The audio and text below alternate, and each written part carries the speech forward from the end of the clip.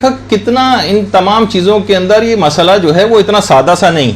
یہ کوئی بہت بے ضرر قسم کا ایشو نہیں، اس کے کئی مقاصد۔ دیکھیے باطل کے ہمیشہ ایک تو شارٹ ٹرم مقاصد ہوتے ہیں، شارٹ ٹرم جو بہت جلدی ان کو نتائج چاہیے ہوتے ہیں، اور کچھ لانگ ٹرم ہوتے ہیں۔ اس مسئلے میں محسوس ہو رہا ہے کہ جو شارٹ ٹرم نتیجہ جو ان کو مقصد ہے، ایک تو وہ یہ کہ مومنین باہمی دست و گریبہ ہو جائیں، آپس میں یہ باہم دست و گریبہ ہو جائیں، ایک دوسرے سے ایک فتنہ و فساد کی کیفیات کے اندر گرفتار ہو جائیں، اور ان احمقانہ باتوں پر دلائل دے دے کے، جیسے ہم اس وقت ایک لحاظ سے شاید اس کو تو خیر ٹائم ضائع کرنا نہیں کہا جائے گا کہ ایک فتنے کی بیخکنی کرنی مقصود ہے اور کچھ دلائل آپ کی خدمت میں پیش کی جا رہے ہیں، لیکن ایک ایشو ہے ہی نہیں، ایک نان ایشو ہے، اس کو ایک ایشو بنا دیا جائے، اور جس پر اس سے پہلے کبھی کوئی تنازع اور جھگڑا تھا ہی نہیں، اس کو لوگوں میں آپس میں فتنہ و فساد کا اس کو باعث بنا دیا جائے۔ اور جب اخبارات اور اشتہارات کے اندر پیسہ خرچ کر کے مسلسل ان تمام چیزوں کو چھاپا جائے گا، تو جو غیر شیعہ حضرات ہیں ان کے سامنے ہمارا مذہب ایک جگ ہنسائی کا سا ایک نمونہ پیش کرے گا۔ سب لوگ ہنسیں گے، بھائی لوگوں کے کون کون سے نظریات ہیں جو کہ ہمارا نظریہ ہے ہی نہیں، وہ ہم پر ایک تھوپا جائے گا کہ یہ نظریہ آپ کا ہے، کہ آپ کہتے ہیں کہ آپ کے امام پیدا نہیں ہوتے بلکہ ان کا تو ظہور ہوتا ہے۔ اچھا، یہ تو شارٹ ٹرم ایک مقصد ہے، فتنہ و فساد برپا کرنا، باہمی دست و گریباں کر دینا، آپس میں لڑائی جھگڑوں کی کیفیات پیدا کر دینا، لوگوں کی جنگ ہنسائی کے سامان ایک مہیا ہو جائیں۔ اور جو کچھ لانگ ٹرم قسم کے اس کے جو طویل المیعاد جو ان کے مقاصد ہوتے ہیں، جس کی ابتدا وہ کرتے ہیں کہ آج سے ہمیں 20 سال بعد رزلٹ چاہیے، 25 سال بعد رزلٹ چاہیے، اس کی ابتدا ابھی سے کر دیتے ہیں۔ تو اب اگر ہم اس نظریے کو دیکھیں کہ اس نظریے کو ماننے سے کیا خرابیاں لازم آ رہی ہیں اور کیا مفاسد ہیں اس کے پیچھے اور کیا سازش اس کے پیچھے ہے، تو سب سے پہلی بات یہ کہ اگر ہم اس نظریے کو مان لیں کہ ائمہ کی ولادت نہیں ہوتی، یہ اپنی ماؤں کے پیٹ میں نہیں ہوتے، یہ اپنے باپ کی صلبوں میں نہیں ہوتے،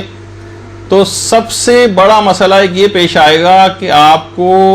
مولود کعبہ کا انکار کرنا پڑے گا۔ آپ اس سے پہلے سینکڑوں سال سے امیر المومنین علی ابن ابی طالب علیہ الصلوۃ والسلام کے اللہم صلی علی محمد وعلی محمد،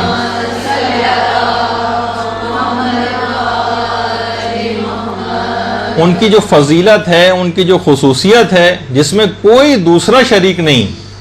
کوئی دوسرا شریک نہیں، اس کا آپ انکار کر دیں گے۔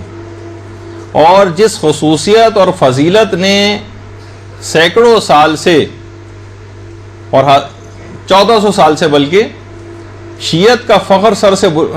شیعت کا جو سر ہے وہ فخر سے بلند کر رکھا ہے، وہ نہایت اطمینان کے ساتھ گویا پلیٹ میں رکھ کر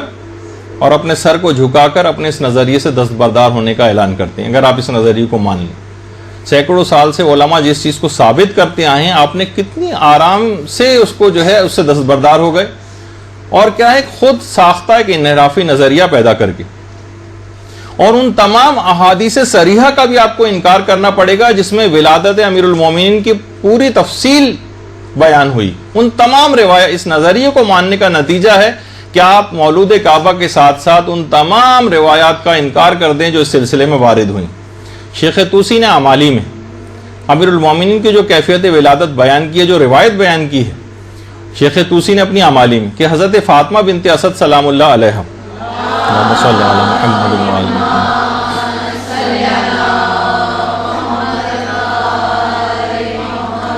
بیت اللہ حرام کے سامنے کھڑی ہو گئیں اور غلاف کعبہ کو پکڑ کر آسمان کی طرف چہرے مبارک کو بلند کر کے کہنا شروع کیا، میں تجھ سے اس گھر اور جس نے اسے بنایا ہے اس کا واسطہ دے کر اور اس مولود کا واسطہ دیتی ہوں، مولود پیدا ہونے والے بچے کا، جو میرے بطن میں ہے، جو میرے پیٹ میں ہے، جو مجھ سے باتیں کرتا ہے اور اپنی باتوں سے مجھے انس و محبت عطا کرتا ہے، اور میرا یہ یقین ہے کہ وہ تیری ذات کی آیات اور دلائل میں سے ایک آیت اور دلیل ہے، مجھ پر اس مرحلہ ولادت کو آسان فرما۔ کتنی واضح طور پر دیکھیے یہ کیفیت ولادت کی جو روایت یہ آئی ہے کہ حضرت فاطمہ بنت اسد نے کھڑے ہو کر دیکھیے جگہ جگہ، جیسے کہ معلوم ہے کہ انحراف آج سے 1400 سال بعد پاکستان کے اندر برپا ہوگا، اور وہ تمام چیزیں اس کے اندر ذکر ہو رہی ہیں کہ جس سے اس انحرافی عقیدے کی جڑ کٹتی۔ میں تجھے اس مولود کا واسطہ دیتی جو مجھ سے، جو میرے بطن میں ہے، جو میرے پیٹ میں ہے، جس کا انکار کیا جا رہا ہے کہ وہ تو نازل ہوتے ہیں۔ تو اس لحاظ سے آپ دیکھیں کہ غلاف کعبہ کو پکڑ کر حضرت فاطمہ بنت اسد سلام اللہ علیہ نے کیا کہا اپنے چہرے مبارک کو بلند کر کے، وہی ہے کہ جو کہ تمام شیعت کا ہمیشہ سے نظریہ رہا۔ اور باقاعدہ شیخ مفید نے جو اپنی کتاب ارشاد، اس میں بھی یہی بات لکھی ہے کہ امیر المومنین مکے میں پیدا ہوئے بیت الحرام میں، اور نہ ان سے پہلے کوئی کعبے میں پیدا ہوا تھا، نہ ان کے بعد کوئی کعبے میں پیدا ہوا، اور یہ ان کی خصوصیت تھی جو ان کے اکرام اور اجلال کے باعث جو پروردگار عالم نے ان کو دی تھی۔ یعنی باقاعدہ خود شیخ مفید جیسا آدمی وہ بھی ولدہ بمکہ، وہ بھی ایک بات اپنی اس کے اندر لکھ رہے ہیں باقاعدہ کہ امیر المومنین مکے میں بیت الحرام میں پیدا ہوئے، خانہ کعبہ میں۔ اچھا، پھر اس کے بعد کتنی ہی کتابیں، 20 کتابیں ایسی لکھی گئی ہیں جن کا نام ہی ہے مولود کعبہ۔ جتنا میرے پاس وقت بھی نہیں ہے، آپ صرف اگر ان کے صرف نام ہی دیکھ لیں، کہ جو کہ میرے پاس اتنا وقت نہیں کہ ان سب کے ناموں کو پڑھوں، لیکن ہر جگہ مولود کعبہ، ولادت امیر المومنین، اس طرح کے جملے جو ہے وہ استعمال ہوں۔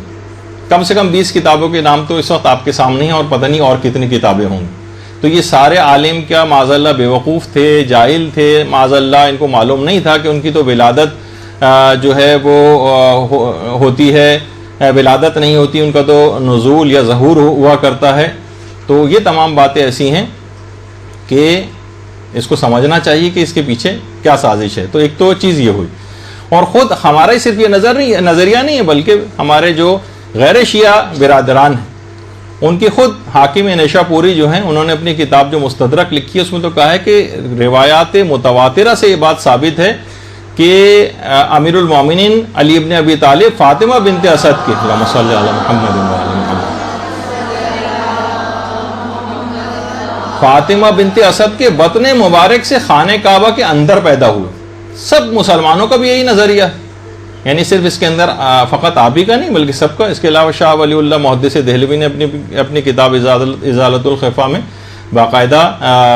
پوری تفصیل یہی چیزوں کی بیان کی ہے کہ امیر المومنین کی ولادت ہوئی، اس سے پہلے کوئی نہ پیدا ہوا تھا، نہ ان کے بعد کوئی خانہ کعبہ میں پیدا ہوا۔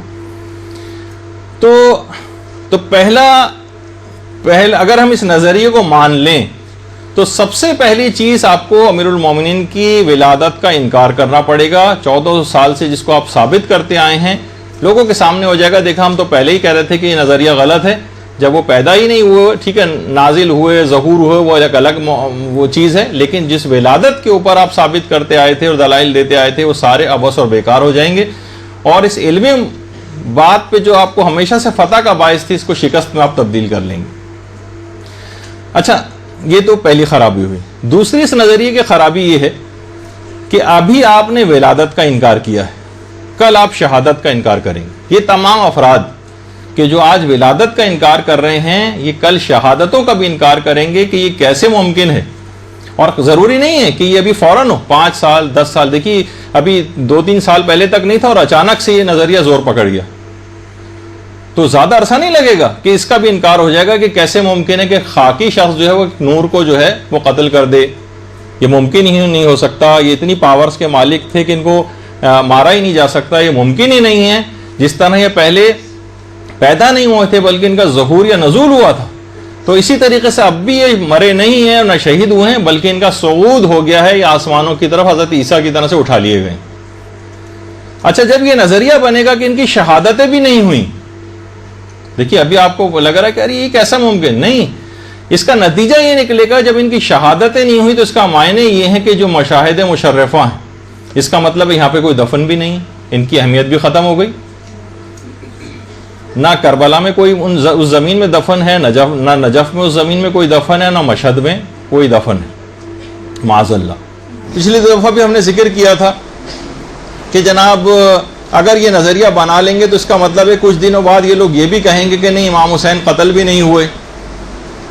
حضرت زہرا اور حضرت زینب کے سر سے چادر بھی نہیں چھینی گئی، اور یہ کیسے ممکن ہے کہ یہ ہستیاں جو ہیں وہ ان کو کوئی شہید کر سکے، اور جتنا غلو بڑھتا چلا جائے گا نا مقام الوہیت پہ ان کو لے جاتے رہیں گے، اس کے بہت زیادہ خطرناک نتائج نکلیں گے۔ تو پچھلی مرتبہ بھی یہ بات ہوئی تھی. تو آج ہم اس بات کو ڈسکس تھوڑا سا کریں گے 2-4 منٹ کے اندر کہ بہت سے لوگوں نے کہا کہ دیکھیں ایشو ہے نہیں، اور یہ لگتا ایسا نہیں کہ جتنا آپ نے کہیں کہ یہاں پر آپ یہ لوگ اس کا بھی انکار کر دیں گے، مشاہد مشرفہ کا بھی انکار کر دیں گے، کہیں گے یہاں پر یہ دفن بھی نہیں ہے، یہ بھی نہیں ہے، وہ نہیں ہے. اور تھوڑا سا شاید ہم لوگوں نے سلسلے میں ذرا سختی کا مظاہرہ کر دیا، ورنہ ایسی بات ہے نہیں. کچھ لوگوں کا یہ اعتراض، تو ہم نے سوچا کہ آج اس کو بتا دیا جائے کہ خود علماء بھی یہی بات کر رہے ہیں، اور معاشرے کے اندر ہو کیا رہا ہے وہ آپ کو آج دکھانا مقصود ہے. آواز اچھا مذہب اہل بیت بنا کر پیش کرنے کی کوشش کرتے ہیں کہ معصومین علیہ الصلوۃ والسلام کی ولادت نہیں ہوتی بلکہ ان کا نزول ہوتا ہے. انہیں چاہیے کہ وہ اپنی علیحدہ کوئی زیارتیں بنائیں.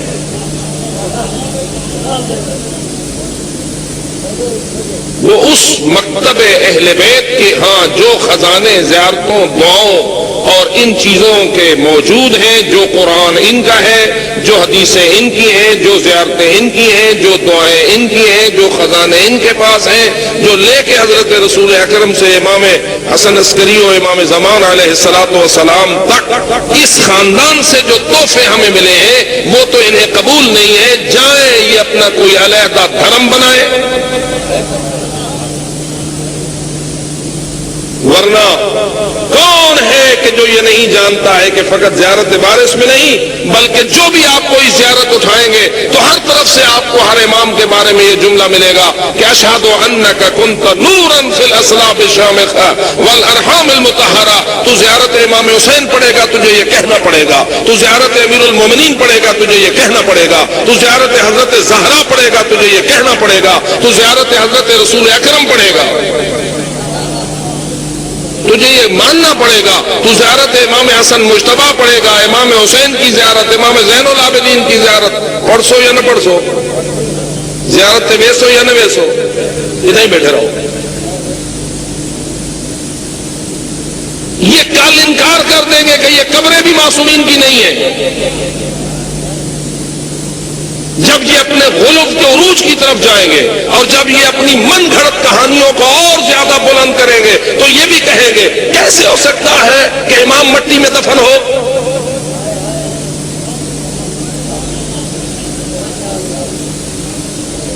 اور کل آگے بڑھ کے یہ بھی کہیں گے کیسے ہو سکتا ہے کہ شمر کا خنجر حسین کی گردن کو کاٹے.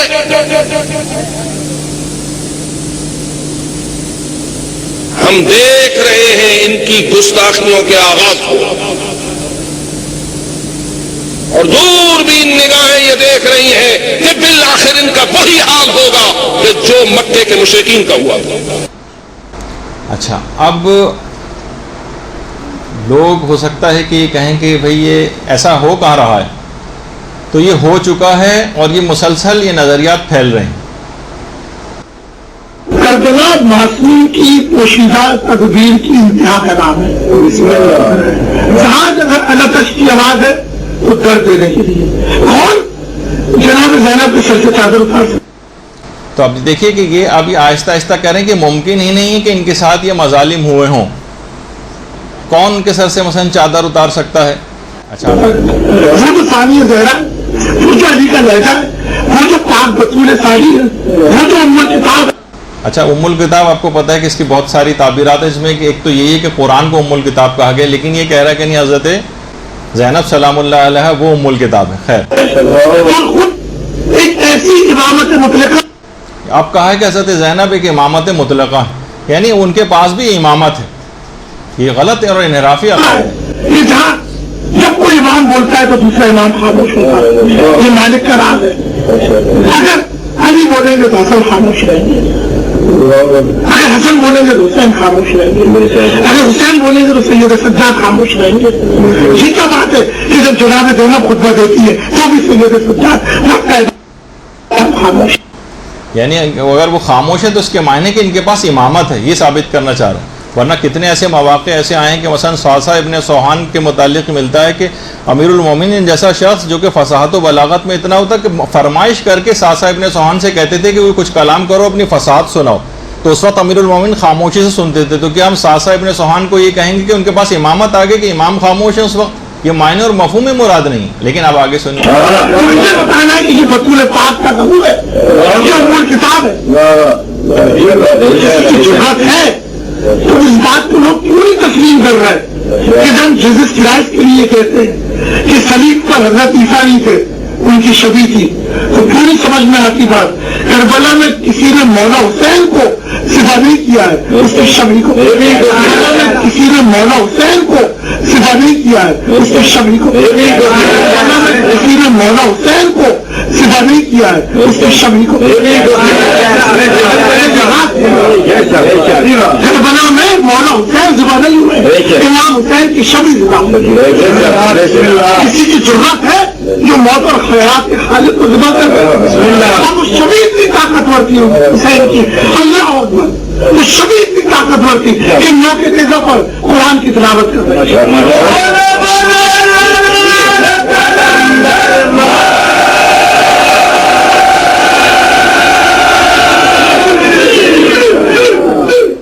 تو آپ نے دیکھا کہ یہ سب چیزیں ہونا شروع ہو گئیں. اگر ہم یہی سب کچھ کرتے رہیں اور خاموش بیٹھے رہیں اور ان انحرافات کو اپنی آنکھوں کے سامنے پلتے دیکھتے رہیں تو یہ ساری چیزیں ایسی ہوں گی کہ یہ معاشرے کے اندر پھیلتی چلی جائیں گی. ابھی لوگ اس کا ادراک نہیں کر پا رہے ہیں, سوچ رہے ہیں کہ ٹھیک ہے چند جاہل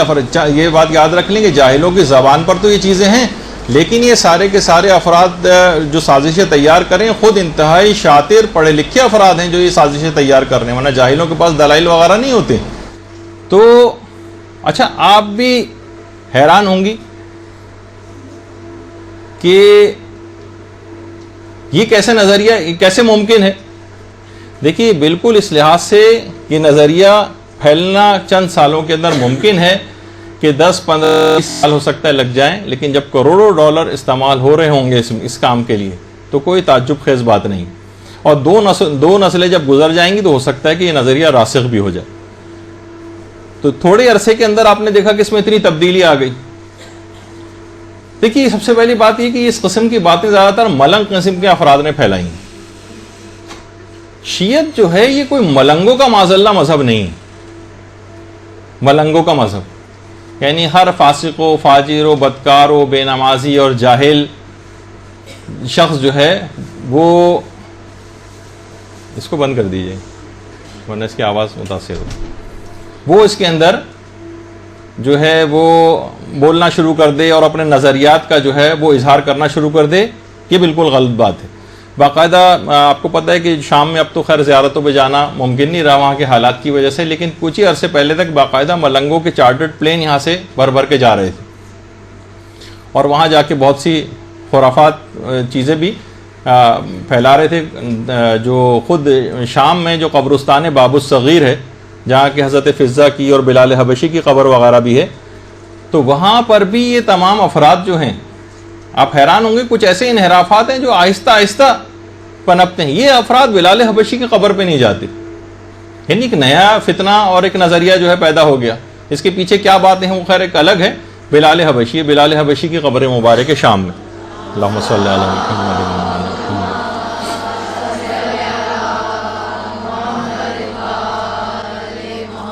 یعنی اگر ہم اس نظریے کو فروغ دیں تو آج ولادت کا انکار ہوگا, کل شہادتوں کا انکار ہو جائے گا, اور جب شہادتوں کا انکار ہوگا تو جتنے بھی روزے ہیں ان کا بھی انکار ہو جائے گا کہ یہاں پر کوئی دفن ہی نہیں. اب وہ بھی دیکھ رہے ہیں کہ کروڑوں افراد جن کی تعداد بڑھتی ہی چلی جا رہی ہے اور زیارات کی طرف لوگ راغب ہو رہے ہیں, اب کیا ایسا رخنا اٹھایا جائے کہ چند سالوں میں ان کی اس طاقت کو توڑا جائے. تو کہا کہ اس والی چیز کو اٹھاؤ, اولاً پہلے ولادت کے مسئلے کو اٹھاؤ, اس کے بعد پھر شہادتوں کا مسئلہ بھی دیکھا جائے گا. یہ دو خرابیاں ہوں. تیسری خرابی یہ ہے کہ اگر ہم اس نظریے کو مان لیں کہ ان کی ولادت نہیں ہوتی بلکہ ظہور ہوتا ہے, تو آپ کو کتب احادیث سے تمام ان زیارات کو نکالنا پڑے گا کہ جس کے اندر ان کی ولادتوں کی بات بیان ہوئی. سب سے پہلے تو آپ کو زیارت وارثہ کو خیرآباد کہنا پڑے گا. اشہد انک کنت نورا فی الاصلاب الشامخۃ والارحام المطہرۃ, میں شہادت دیتا ہوں کہ آپ کا نور اعلیٰ صلبوں سے پاک و پاکیزہ ارحام میں منتقل ہوا ہے. زیارت وارثہ کا جملہ, اس کا مطلب یہ ہے کہ زیارت وارثہ کو بھی آپ کو چھوڑنا پڑ جائے گا اور دیگر ان تمام زیارات کو چھوڑنا پڑے گا، ان کا انکار کرنا پڑے گا۔ آپ حیران ہوں گے کہ بھائی کون ہوگا جو ایسا جو ان زیارات کا انکار کرے گا؟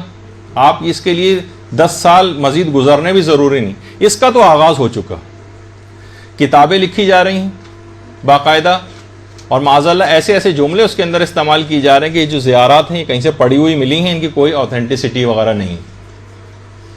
اور باقاعدہ فیس بک پر انٹرنیٹ پہ تو پورے گروپس بیٹھ کے انٹلیکچوئل افراد کے اوپر یہ کام کرنا شروع کر چکے ہیں، اور اپنا ہم نوا بھی اس سلسلے میں لوگوں کو بناتے جا رہے ہیں کہ یہ زیارات جو ہیں وہ کچھ نہیں، یہ دعاؤں کی کتابیں ہیں یہ کچھ نہیں۔ خود مولانا علی مرتضی زیدی صاحب اپنی ایک تقریر میں بیان کر رہے تھے کہ میرے پاس باقاعدہ میسیج آئے ہیں کچھ افراد کے کہ 95% جو ہے مفاتیح الجنان بھی جعلی۔ تو یہ چیزیں پھیلائی جا رہی ہیں، مستقل پروموٹ کی جا رہی ہیں، تو ابھی میں آگے چل کے بتاؤں گا کہ اس کے پیچھے بھی کیا ہے، کہ ان کو اس سے کیا خطرات ہیں ان زیارتوں سے بھی۔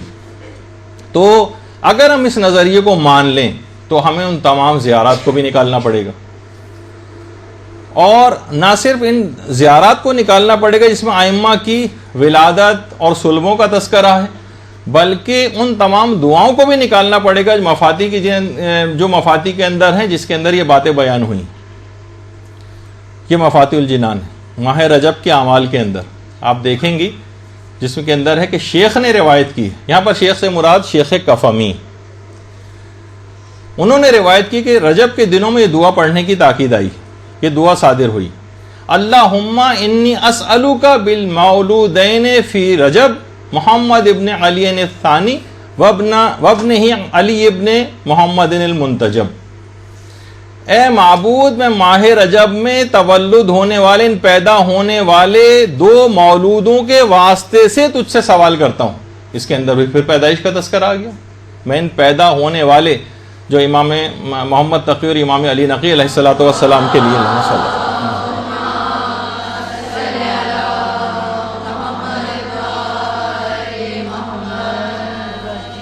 اس کا مطلب ہے کہ ان دعاؤں سے بھی آپ کو ہٹایا جائے گا، کیونکہ اس کے اندر پھر ان کے نظریے کے خلاف بات آ رہی، تو اس کے لیے پہلے سے اس پہ کام ہونا شروع ہو گیا کہ مفاتیح الجنان کو بھی لوگوں کی نگاہ میں مشکوک کر دیا جائے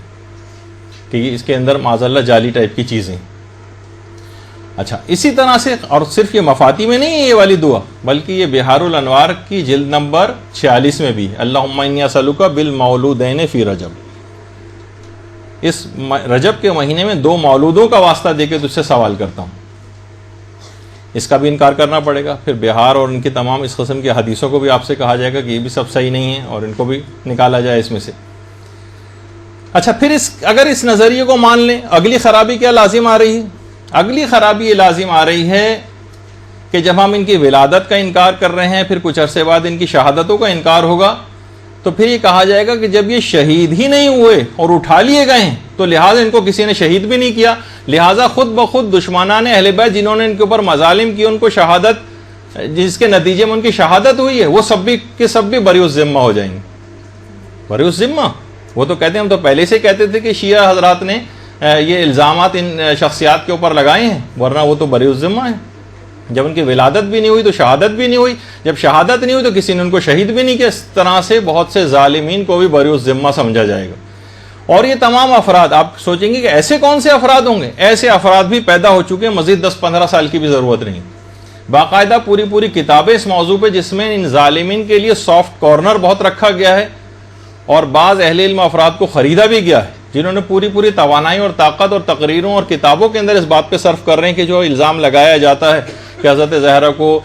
دروازے کے پیچھے بھیج دیا گیا تھا، جس کے نتیجے میں محسن شہید ہوئے تھے، تو اس زمانے کی بات غلط ہے، کیونکہ اس زمانے میں تو مدینے کے گھروں میں دروازے ہی نہیں ہوتے تھے۔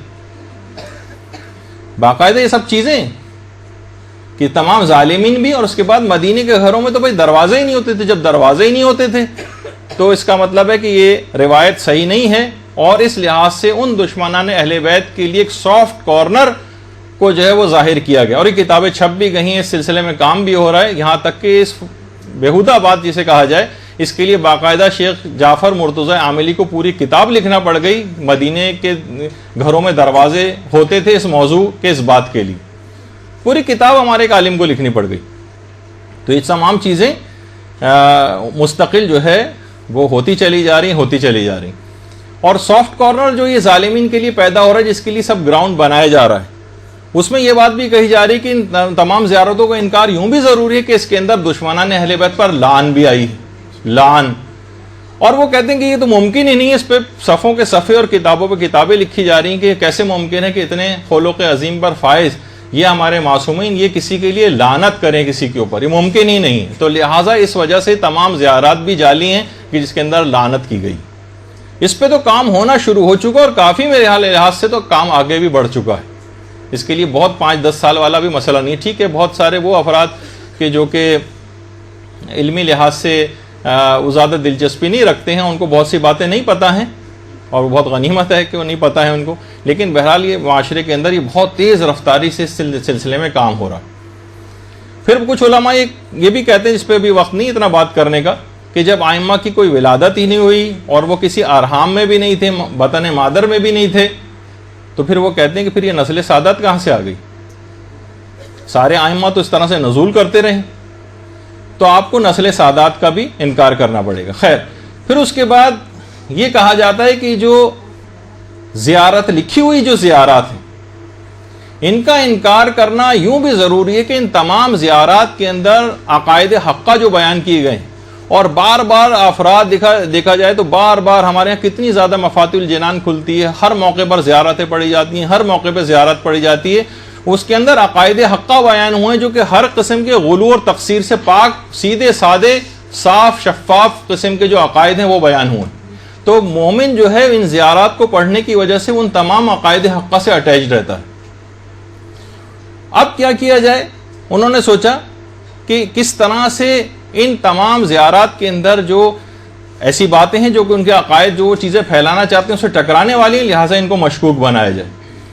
اس کے اندر غلو و تقصیر سے پاک. اب بوڑھے افراد بھی باقاعدہ میگنیفائنگ گلاس لے کر بھی زیارت نامے پڑھ رہے ہیں اور انتہائی اعتقاد کے ساتھ پڑھ رہے ہیں. ان کے اعتقاد کو مشکوک بنا دیا جائے،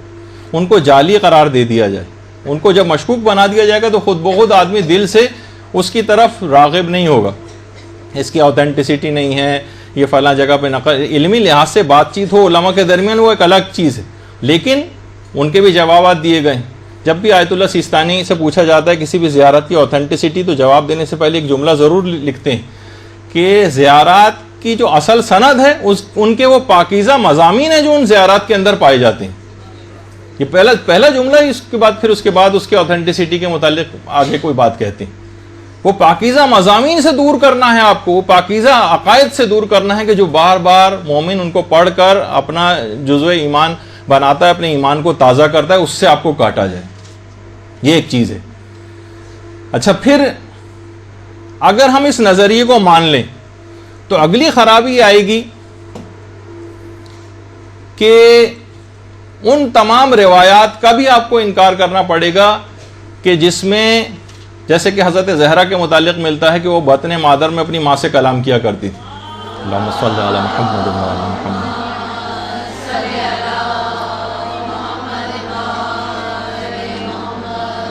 کہ پیغمبر اکرم نے ایک دفعہ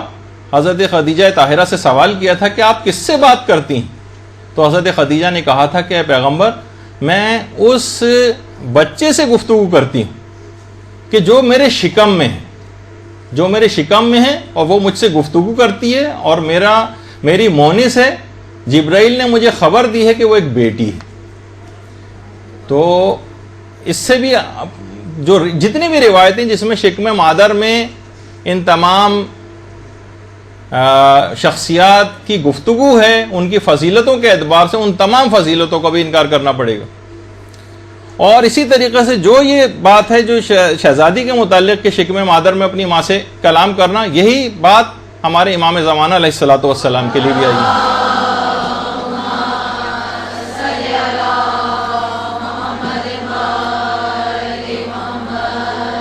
کہ امام زمانہ علیہ الصلوۃ والسلام بھی شکم مادر میں اسی طرح سے ماں سے گفتگو فرماتے تھے، اور باقاعدہ خود حضرت نرجس خاتون سلام اللہ علیہ فرماتی ہیں کہ اللہم صلی علی محمد و علی محمد،